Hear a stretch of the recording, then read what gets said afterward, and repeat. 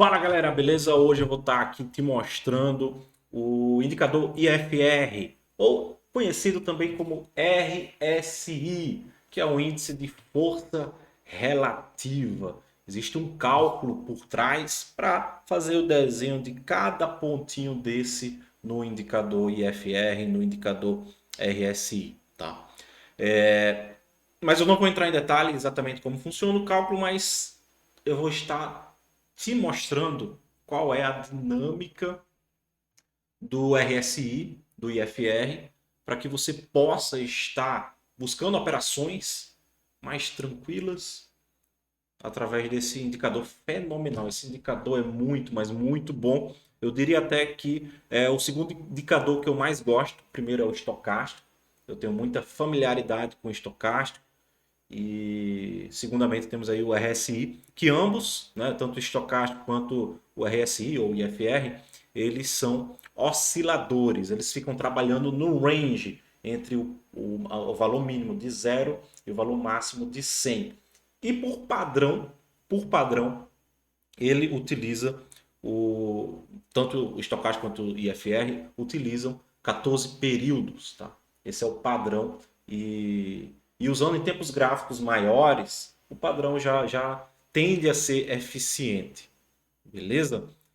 No caso aqui do IFR também, né, temos basicamente duas zonas onde o preço vai estar sobrecomprado e sobrevendido, ou seja, trabalhando acima ali no ponto acima do 80, que é onde temos essas duas linhas pontilhadas, tá, trastejadas.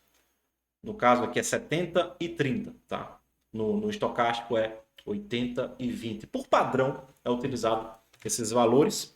Então, basicamente, trabalhando aqui na região superior, a gente vai buscar venda. Trabalhando na região inferior, vamos buscar compras. São essas as possibilidades do IFR e do RSI.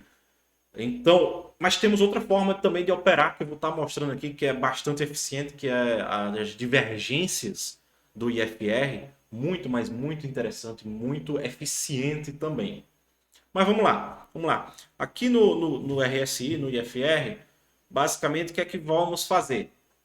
Buscar vendas e compras nessas regiões superiores e regiões inferiores. No caso aqui, presta muita atenção nisso. Temos o IFR trabalhando na zona superior, acima dos 70 aqui, né, por padrão, e temos uma região de resistência. Então aqui a gente busca uma venda, o preço cai. Temos aqui mais uma região, mais um ponto, né, onde o preço chegou numa região de resistência, que eu tenho marcado aqui pela movimentação do passado, e o IFR sobrecomprado, ou seja, os compradores jogaram muito o preço para cima, e ali pode ser uma região, um ponto que vai haver uma reversão. Que o que seria a reversão? Tá? Um movimento de alta, reversão, ou uma correção, né? Não necessariamente uma reversão, mas uma correção. Seria esse recuo, essa pernada de baixa. Tá? Então, essa é uma das possibilidades de estar trabalhando com IFR e, claro, trabalhando aqui abaixo, vamos estar buscando compra. Aqui seria uma compra, dou um pouco a favor, depois estoparia. Aqui, ó, mais uma vez, trabalhando abaixo da linha dos 30, mais um ponto de compra e, ó, reverter o movimento. E se a gente for buscando aqui, vamos poder entender que quando o IFR está trabalhando nessas regiões, ele tende a fazer um movimento de correção ou reversão. E claro, a gente precisa juntar com a leitura gráfica, que aí é um pouco da complexidade da análise do gráfico, tá? Que a gente vai buscar regiões de resistência e regiões de suporte e vai aliar juntamente com essa leitura do RSI, com essa leitura do IFR, né? RSI e IFR são as mesmas coisas. Essa é uma forma de estar operando, analisando, tomando gatilho de entradas com o IFR, juntando o próprio indicador com o gráfico. Tá? É bastante eficiente.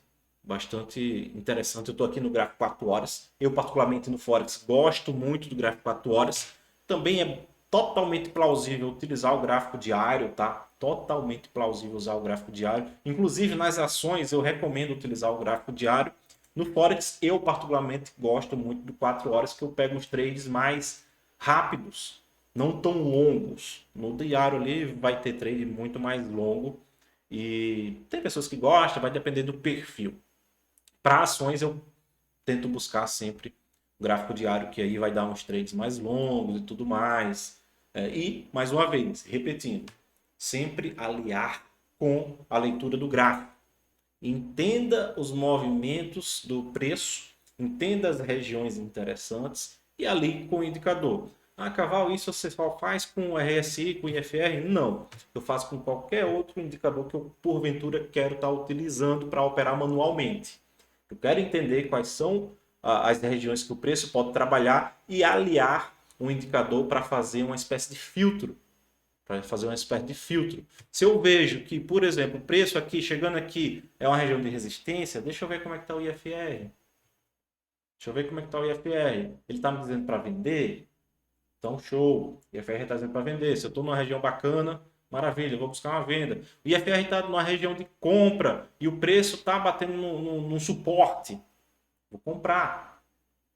Aí vai, estopa, ele continua aqui abaixo dos 30, dizendo, Caval, busca compra, continua buscando compra. Eu vou aqui, busco a compra e o movimento se reverte. Claro, aqui talvez nem entraria porque eu não tenho a princípio uma região de suporte. Vamos ver como é que se comportou aqui o preço no passado.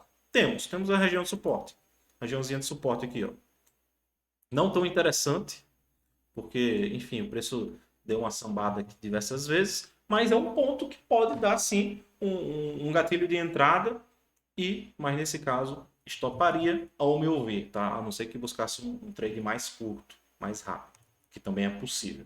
Vai depender da dinâmica que cada trader, que cada pessoa vai estar utilizando e aplicando no dia a dia, tá? Beleza, essa é uma das formas bastante interessantes de estar operando com o IFR.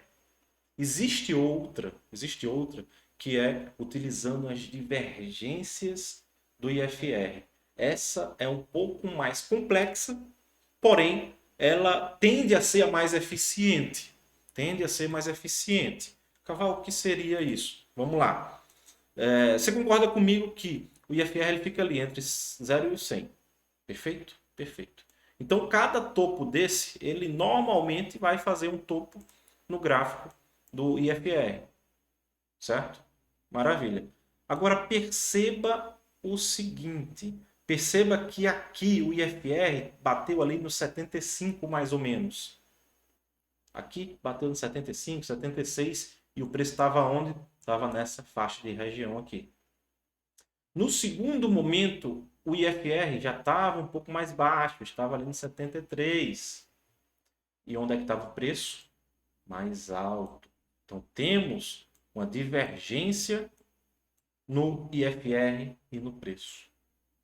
Aqui seria um ponto muito, mas muito interessante de buscar uma venda. O preço acaba fazendo essa retração no movimento, segurou aqui no pullback, né? Aí a gente vai incrementando as leituras do gráfico. Ele faz esse pullback, que seria, para mim, um alvo, tá? Uma venda aqui, pullback seria a minha saída, pullback numa região que já foi uma resistência e agora tende a ser suporte.